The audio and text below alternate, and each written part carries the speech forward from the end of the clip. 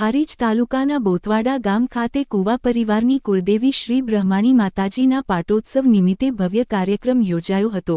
બોથવાડા ગામમાં આવેલ બ્રહ્માણી માતાજીના મંદિરમાં છેલ્લા 21 વર્ષથી સતત ચૈત્ર વદ ચૌદશના દિવસે પાટોત્સવ ઉજવવાની પરંપરા ચાલી રહી છે।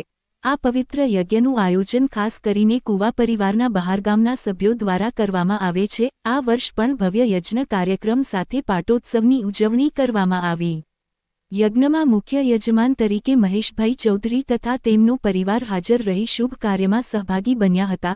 કાર્યક્રમ દરમિયાન ચૌધરી સમાજના વિવિધ ગામોના ભાઈઓ અને બહેનો ઉમંગ અને ભક્તિભાવ સાથે ઉપસ્થિત રહ્યા હતા। યજ્ઞમાં ભક્તિપૂર્વક ભાગ લઈ તમામે માતાજીનું આશીર્વાદ મેળવ્યું હતું। આ મહામંગળ પર્વમાં ગામજનો દ્વારા ભોજન પ્રસાદીનું પણ આયોજન કરવામાં આવ્યું હતું, જેમાં દરેકે સત્કાર સાથે લાભ લીધો।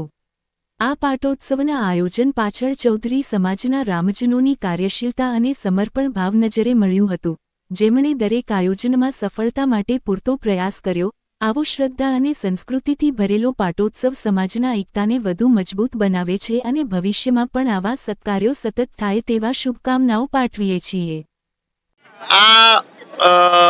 બ્રહ્માણી માની પ્રતિષ્ઠા છે।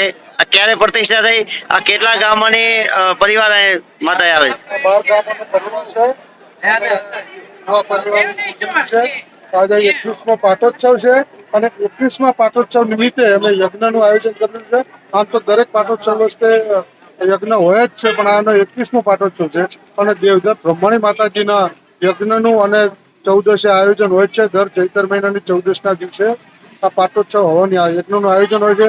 તો આજે સમગ્ર અમારા કુવા પરિવારના માણસો ભેગા થઈ અને યજ્ઞનું આયોજન કર્યું છે। ત્યાં ભોજન પ્રસાદનું આયોજન હોય છે અને માતાજીની કૃપા સદાય ગામ પર, પરિવાર પર અને મતલબ સુખ શાંતિથી સંપૂર્ણ થાય પ્રાર્થના।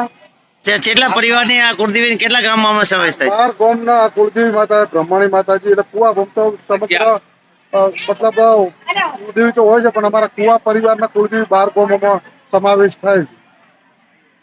વિસ્તરેલા છે 12 ગામોમાં અલગ અલગ। શું નામ તમારું? મારું નામ ચૌધરી મહેશભાઈ જીવાભાઈ, ગામ બોરતવાડા। આજે મુખ્ય યજમાન તરીકે હું છું અને મારા ભાઈ ને બધા ભાઈઓ જ છીએ અમે કુવા પરિવારમાં।